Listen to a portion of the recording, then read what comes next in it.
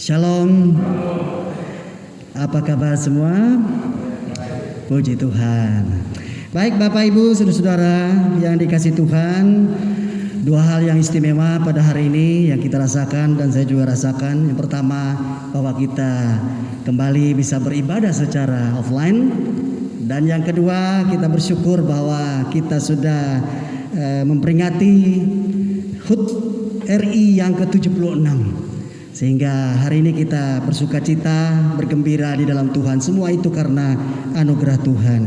Mari Bapak Ibu saya undang untuk bangkit berdiri. Kita akan menaikkan pujian dan doa kita. Doa terbaik untuk bangsa dan negara kita yang sudah merdeka.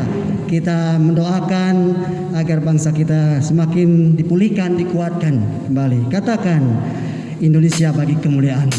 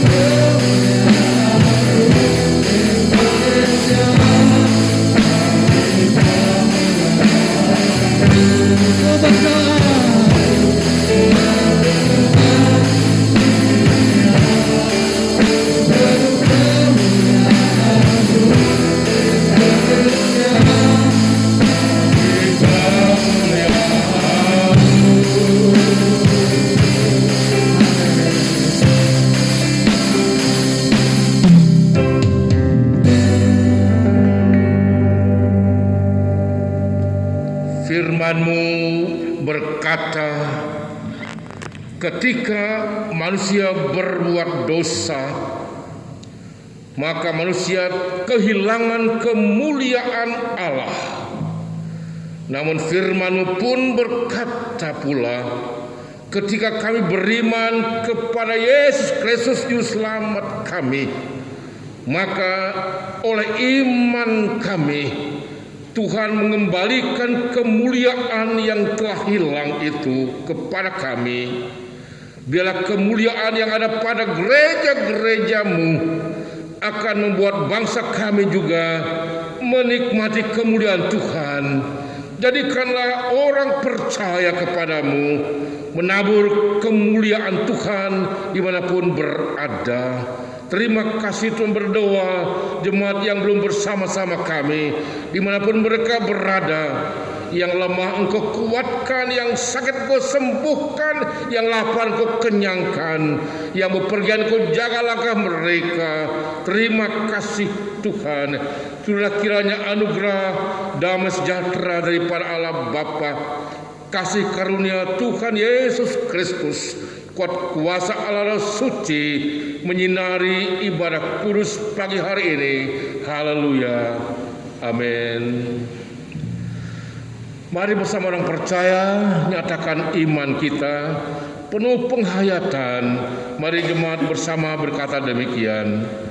Aku percaya kepada Allah Bapa yang Maha Kuasa, Khalik langit dan bumi, dan kepada Yesus Kristus, Anaknya yang tunggal Tuhan kita, yang dikandung oleh Roh Kudus, lahir dari Maria, yang menderita sengsara di bawah pemerintahan Pontius Pilatus, disalibkan, mati dan dikuburkan, turun dalam kerajaan maut, pada hari yang ketiga bangkit pula dari antara orang mati, naik ke surga, duduk sebelah kanan Allah Bapa yang Maha Kuasa, dan dari sana yang akan datang kembali untuk menghakimi orang yang hidup dan yang mati.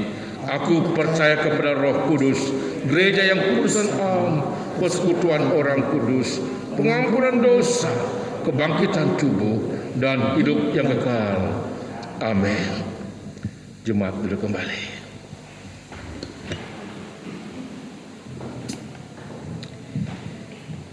Tibalah saatnya bagi kita untuk mempersiapkan hati dan pikiran kita mendengar firman Allah, dilawat oleh kebenaran Tuhan. Mari kita angkat satu pujian. Tuhan, aku rindu. Tuhan, aku siap.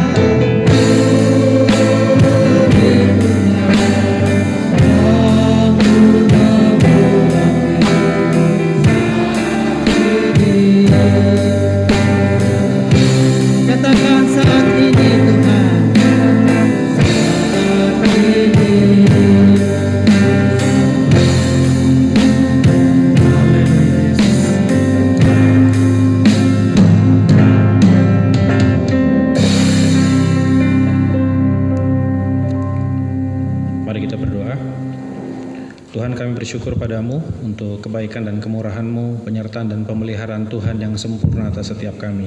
Kami boleh ada sebagaimana kami ada pagi hari ini Tuhan, semua hanya karena Engkau. Dan pagi hari ini kami mau duduk diam, kami mau menikmati firman Tuhan. Kami buka hati dan pikiran kami hanya kepadamu saja.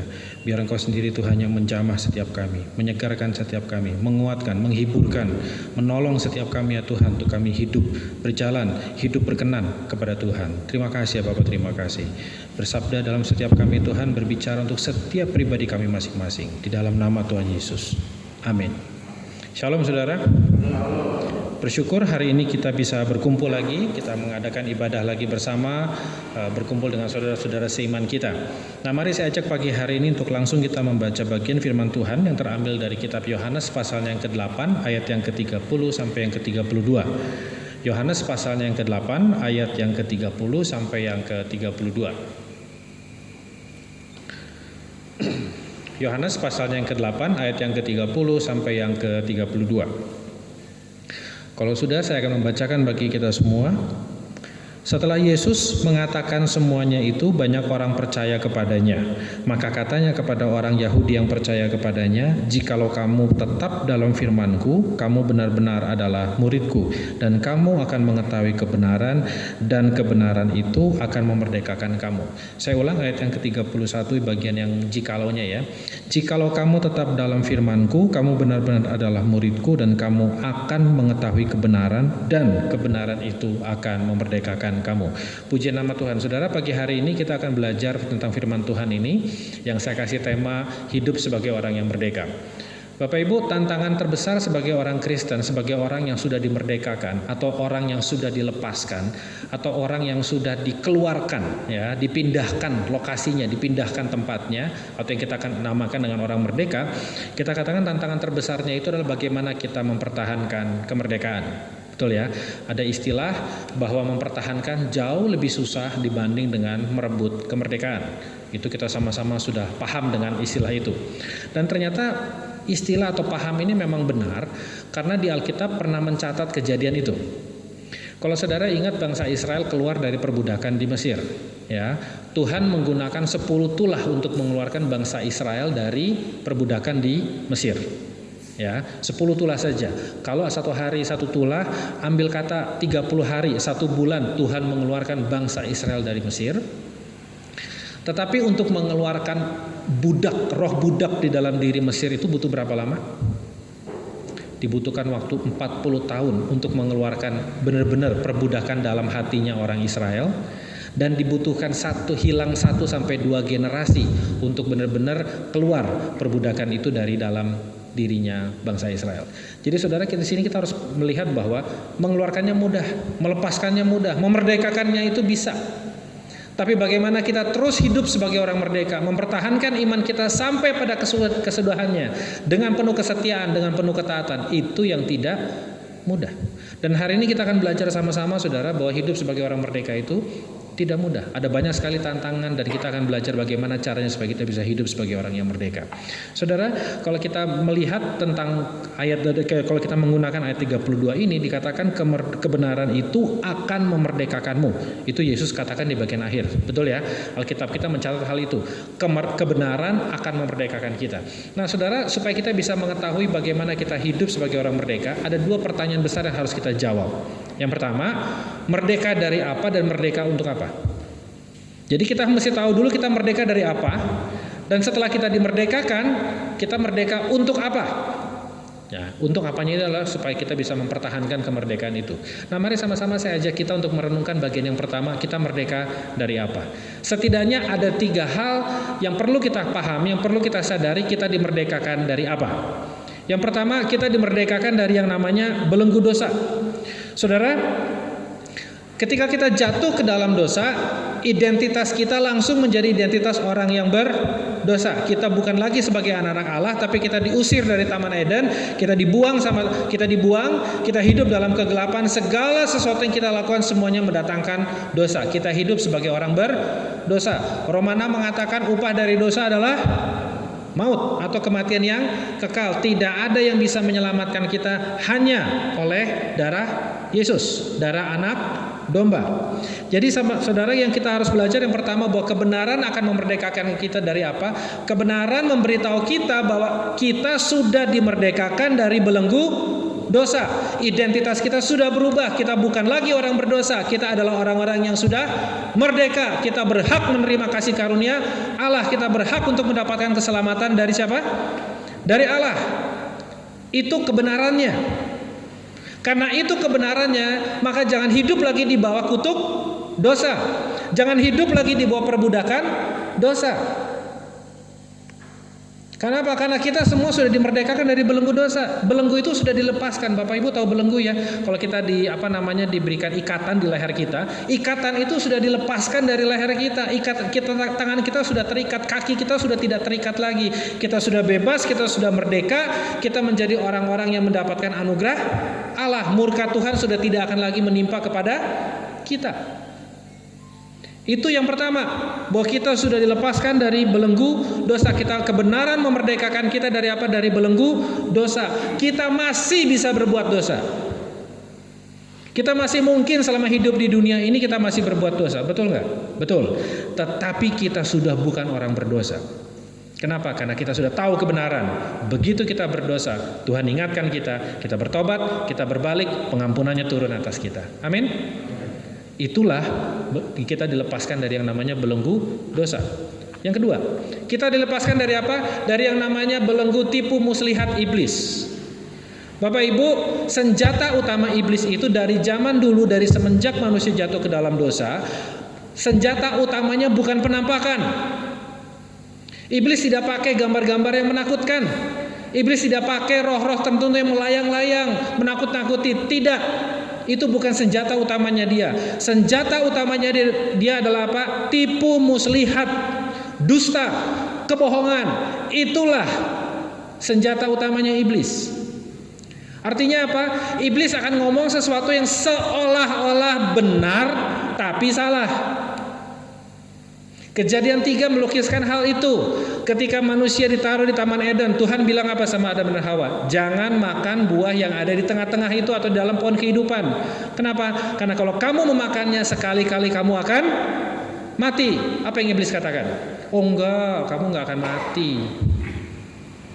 Iblis menurunkan standarnya Tuhan. Standar Tuhan ngomongin apa? Taat. Iblis turunkan sedikit. Enggak kok, kamu enggak akan mati. Tapi kamu akan tahu kebenaran.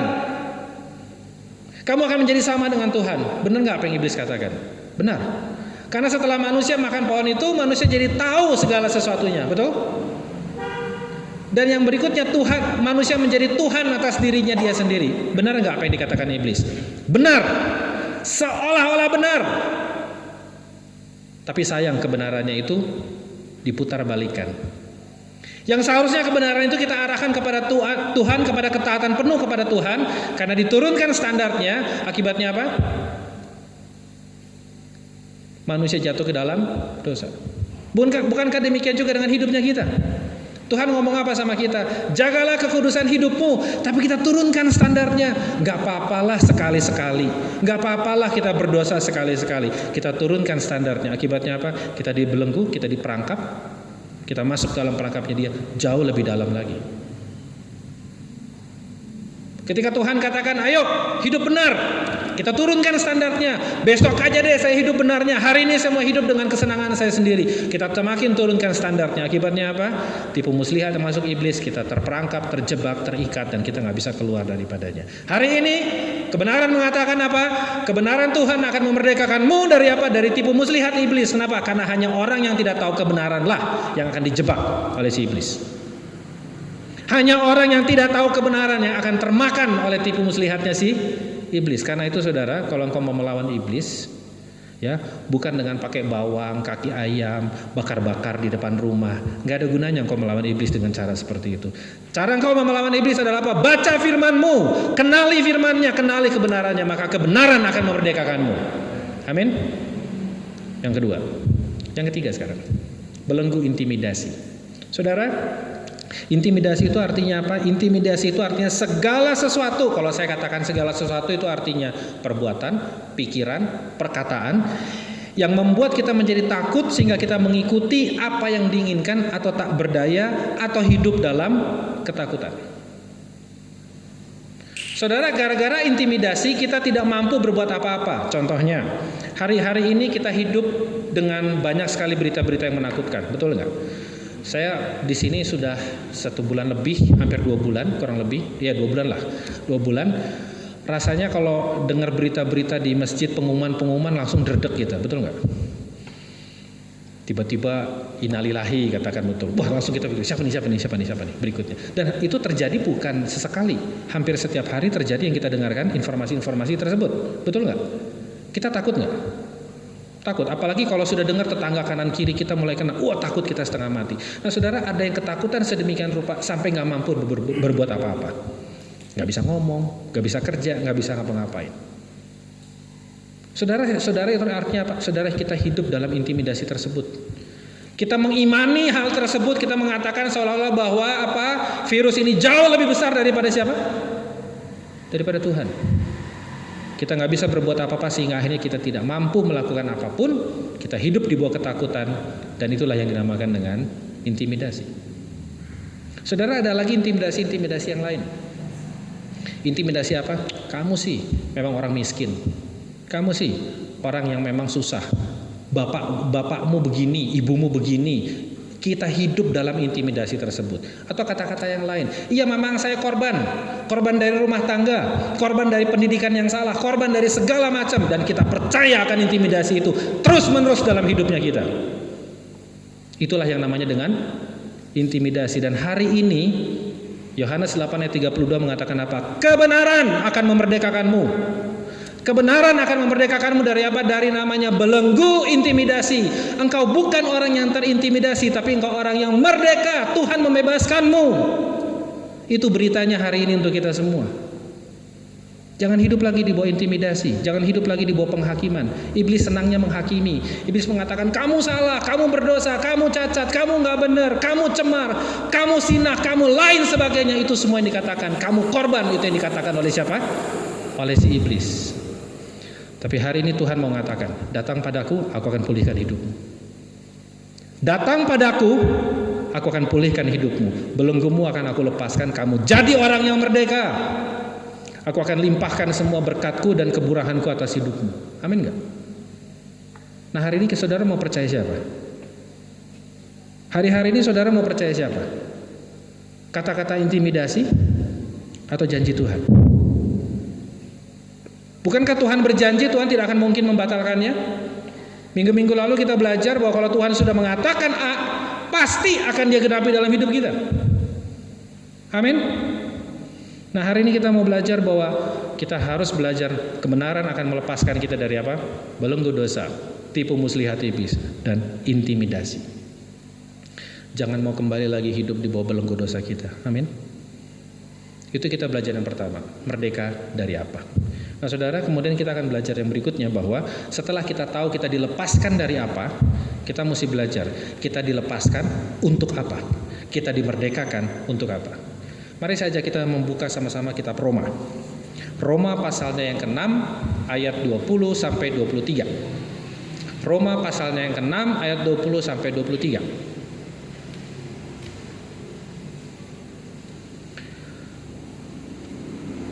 Sudah ya, saya akan bacakan bagi kita. Sebab waktu kamu hamba dosa, kamu bebas dari kebenaran. Yang dimaksud dengan hamba dosa ini adalah kejadian atau peristiwa sebelum kita menerima Tuhan. Oke? Jadi waktu kita sebelum menerima Tuhan, kita semua dikatakan apa? Kamu adalah hamba dosa. Ganti kata kamu dengan saya adalah hamba dosa pada waktu saya belum mengenal Tuhan.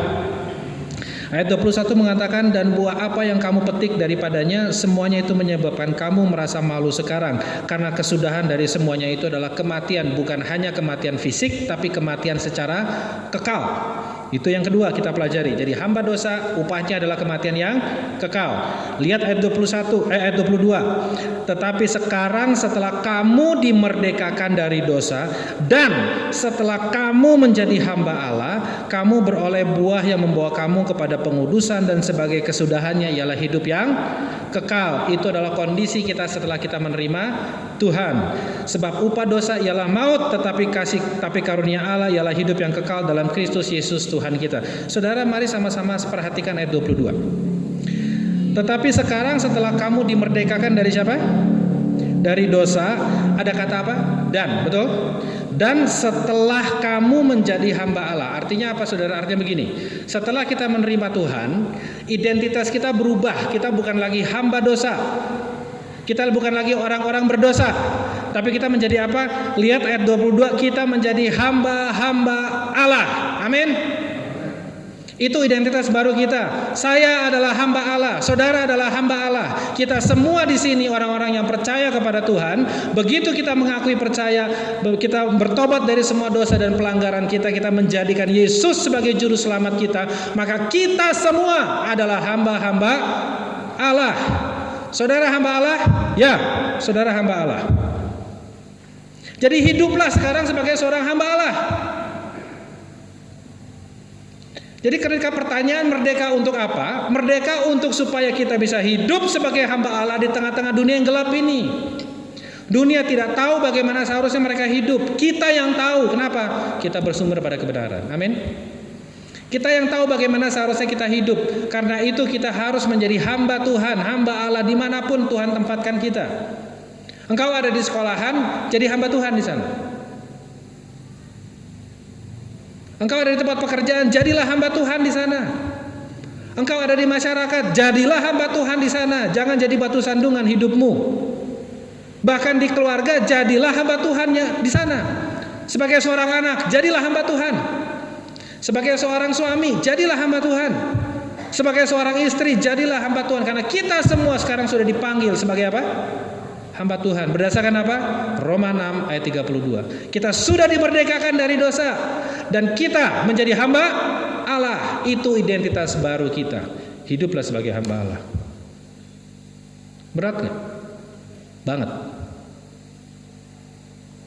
Berat banget. Kenapa? Karena yang kita lawan, musuh terberatnya siapa? Siapa musuh terberat kita? FPI kah? Siapa musuh terberat kita? Virus corona kah? Siapa musuh terberat kita? Musuh terberatnya adalah diri kita sendiri. Pikiran kita, hawa nafsu kita, kedagingan kita. Itulah musuh terberat kita.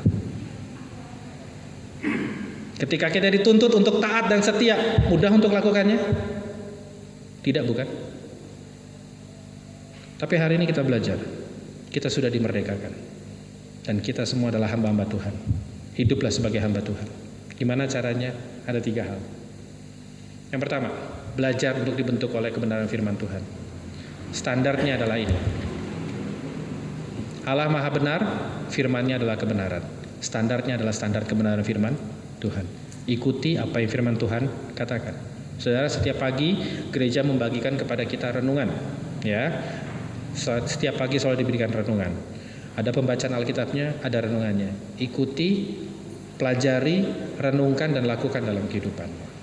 Itu yang pertama. Yang kedua, belajar menyalibkan diri. Apa yang saudara salibkan? Pikiranmu, perasaanmu, kehendakmu, salibkan. Ikuti seperti apa kata Yesus. Ketika engkau disakiti, tendensinya, keinginannya untuk membalas. Betul nggak? Ketika kita dikhianati, kita kepengennya membalas berlipat kali ganda sama orang itu. Tapi Tuhan bilang apa? Berkati. Belajar untuk lakukan itu. Ketika kita diperlakukan tidak adil, kita membela diri, kita berusaha membela diri. Tuhan katakan pembelaan datangnya dari Tuhan. Lakukan hal itu. Ikuti aja apa kata Tuhan. Dan yang ketiga terakhir, belajar berjalan dalam kepekaan akan tuntunan Allah. Saudara belajar peka sama Tuhan. Tuhan ngarahin kemana? Ikutin aja. Tuhan katakan apa melalui orang-orang, melalui mimbar ini, melalui renungan, melalui apapun Tuhan berbicara kepada kita. Buat hati kita tertuju kepadanya, peka sama suaranya. Kalau kita peka sama suara Tuhan, kita akan bisa mengikuti keinginannya, kita tahu apa yang harus dilakukan. Sehingga akhirnya saudara, kita akan hidup sebagai seorang hamba Tuhan. Jadi hari ini saudara, kita belajar bahwa kita dimerdekakan dari belenggu-belenggu dosa, belenggu intimidasi, dan belenggu tipu muslihat dari si iblis. Itu yang kita pelajari. Supaya kita bisa hidup sebagai seorang hamba Tuhan di tengah-tengah dunia yang gelap ini. Jadi saudara dan saya, kita semua levelnya sama. Levelnya adalah apa? Hamba Tuhan. Engkau ada di rumah tanggamu, jadilah hamba Tuhan di sana. Engkau di tempat pekerjaanmu, jadilah hamba Tuhan di sana. Artinya jadi hamba Tuhan itu tidak selalu harus engkau bicara firman sedikit-sedikit, ketoel dikit, oh puji Tuhan, ketoel dikit, haleluya dan saudara hidup benar aja. Saudara nggak berlaku curang, nggak berlaku nggak adil, kata-katamu nggak kasar. Itu saja, itu sudah menunjukkan terang di tengah-tengah dunia yang gelap ini. Jadi saudara, hari ini mari kita belajar.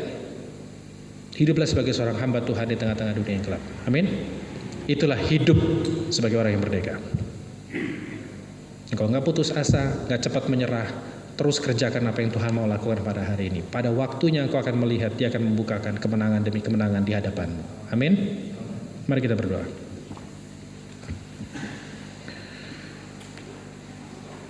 Tuhan, terima kasih untuk firman-Mu di pagi hari ini yang mengajar kami bahwa kami sudah dilepaskan Tuhan dari belenggu-belenggu intimidasi, tipu muslihat, dari belenggu dosa yang selama ini Tuhan mengikat kami, menjebak kami, menghancurkan hidup kami.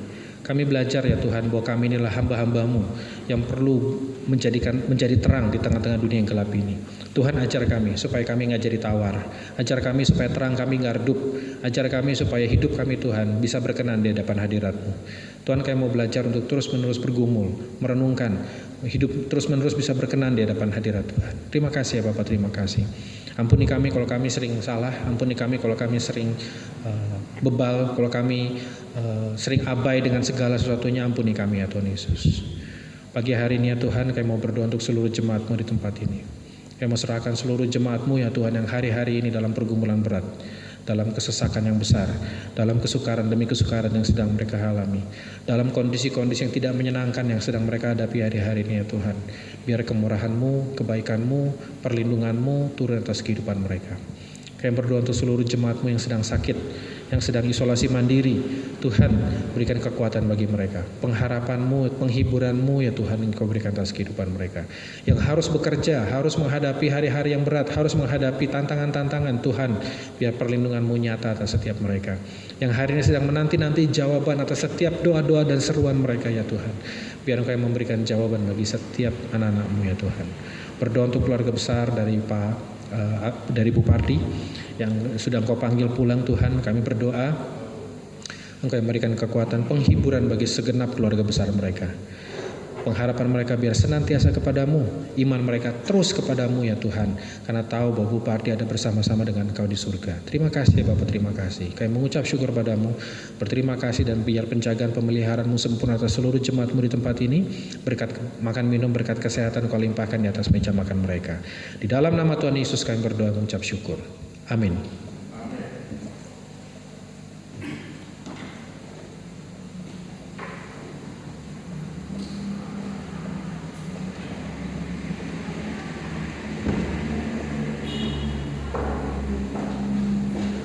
Puji Tuhan, kita telah merdeka baik secara bangsa, terlebih secara rohani. Ada banyak orang merdeka secara bangsa saja, tapi masih menjadi hamba kegelapan. Bersukacita karena Kristus memerdekakan kita secara rohani. Mari berdiri bersama-sama mengakhiri ibadah kudus kita pagi hari ini. Kita mohon berkat Tuhan. Jemaat kekasih, arahkan hati dan pikiranmu kepada berkat Tuhan dan jadikan berkat Tuhan itu untuk melayani sesama kita semua. Turunlah akhirnya berkat damai sejahtera daripada Allah Bapa, kasih karunia Tuhan Yesus Kristus, kuat kuasa Allah Roh Suci memberkati dan memelihara jemaat sekarang sampai selama-lamanya. Haleluya. Amin. Amin.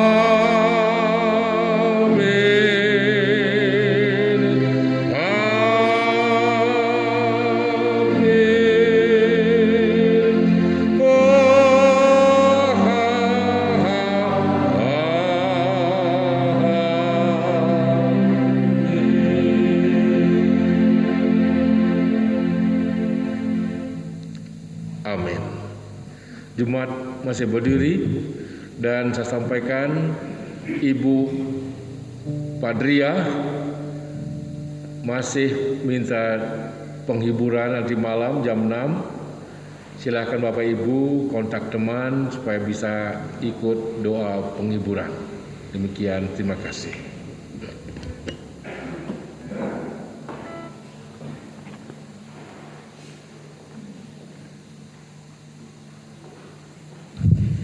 Bapak Ibu, saudara-saudara yang kasih Tuhan, mari kita mengakhiri ibadah kita pada pagi hari ini. Kita percaya apa yang Tuhan katakan melalui firman-Nya. Kita akan mengambil keputusan untuk mengiring Tuhan dalam terang dan keluar dari kegelapan. Mari kita lakukan ini bersama-sama. Pujian hari ini, iringlah Tuhan dalam terang, keluar dari gelap.